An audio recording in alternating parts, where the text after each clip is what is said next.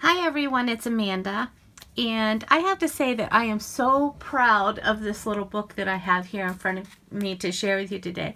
So typically the books I share are either ring bound or hardbound that I've made, and you see this time it is a spiral bound, and I'm really proud because I've only had my Cinch machine for I don't know, 10 years or 8 years or something really bad like that, and I just now discovered that I could do this. I was so intimidated by it that I was afraid to give it a try, but once I did, I really liked the effects and I wanted to share it with you. So the first part of this video, I'm going to show you the cover here.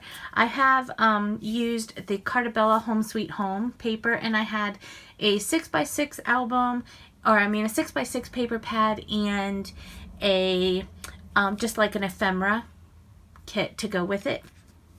Actually, I wished I had had more paper, because with the Carta, I think it was only like 24 double-sided sheets, so it was a little hard to do a 6x6 book when you only had 24 papers. But I did it, and I have a little bit of extra left over, but not a whole lot. So anyway, all that aside, let's get into this book. The cover I just did, with paper from the collection, and then these are some of the cut aparts or some of the ephemera, and I backed them both on a cream color Nina stock, and then another like scrap Stampin' Up paper on the back. And then this also was from the ephemera kit. And then this ribbon was from my stash, and I just cut it and glued it on here.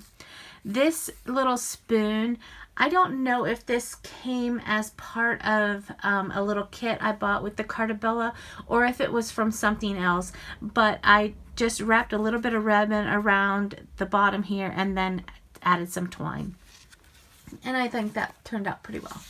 So next we have, I'm hoping I get all of this in the frame, because this is a 6x6 album, and the first page has a little photo mat tucked in here, and then some cut aparts and a place for a photo here, and then I've made this, you can put I can put something here, another photo. And this collection is very much homey, like for grandma or someone who likes to cook, or a mom or something like that.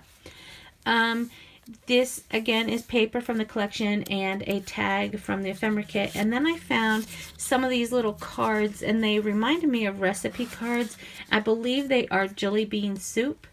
So I just added a couple of those here and there. And then this side, this is a piece from the ephemera kit. And then these two things I found in my stash also, and they are from jelly bean soup. So I really like jelly bean soup, by the way. There's a pocket here, and then I had some little paper bags left over from a Halloween project I did. So I just folded one over and made a little booklet with it, and I had another little card that I just stuck in here. And I thought it could be useful for a favorite recipe, or maybe a memory that goes with cooking, or a meal time, or Thanksgiving or something. Memory. Turning the page, I have, another place for a photo, and a little, this is lifted up so the photo would fit inside there.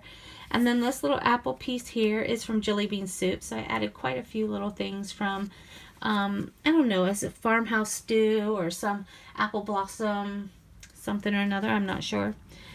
This page here is shorter than the other pages, and I did that on purpose.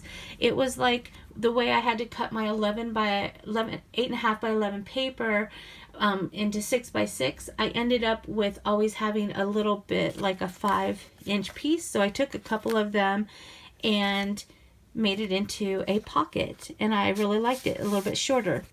And I think it adds some dimension. And there's a little tuck spot in here for a photo, a mat. And then I took one of the cut aparts and glued it here and added another one of those little cards. I just love this, aprons and the cakes and everything. It's just really cute paper. So the next page, this is paper from the collection. And then underneath this ephemera tag that also came with the collection, I have just a couple of jelly bean soup little tags here that are like index cards, and I thought they were good for journaling. And I have a place for a photo here and another little journaling tuck spot. And that's just something I made from one of the collections, a little pocket. So on this next page, I have a couple of mats here for photos.